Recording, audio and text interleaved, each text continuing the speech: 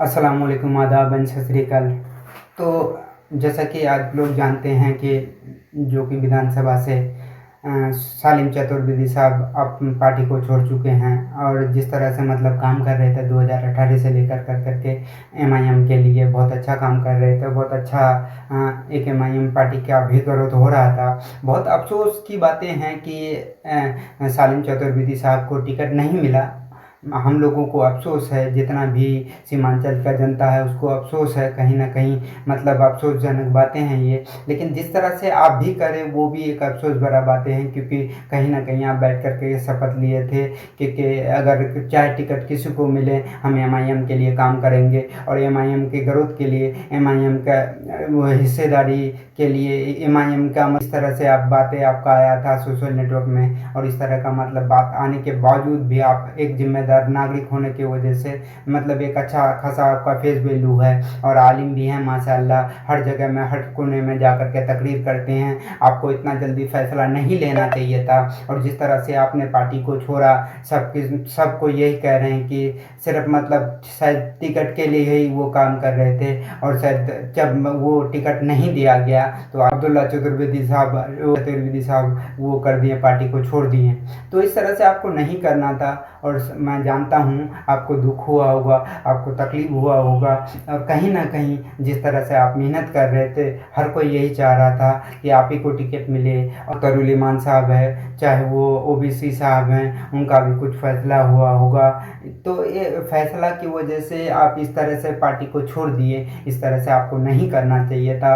इस तरह से जैसे कि एक आम आदमी की तरह आप पार्टी को छोड़ दिए और आकर के लाइव आकर करके फेसबुक में इस तरह से बयानबाजी देना आपके लिए शोभा नहीं देता, आपके लिए अच्छा नहीं है। जिस तरह से आप कर रहे हो, जिस तरह से आप करते थे पहले, वो कुछ तारीख कुछ और था, आज का तारीख कुछ और है। तो पहले जैसे करते थे, एक प्यार वाले बातें करते थे, आज के डेट में प्यार वाला बात नहीं रहा। तो इस तरह से आपको नहीं करना चाहिए था। और जिस तरह से आप बार अगर जैसे हुआ कि आपको टिकट नहीं मिला, क्या पता आपको अगली बार टिकट मिल जाए, तो एक आपके लिए अच्छा वो खुशी की बात होगी।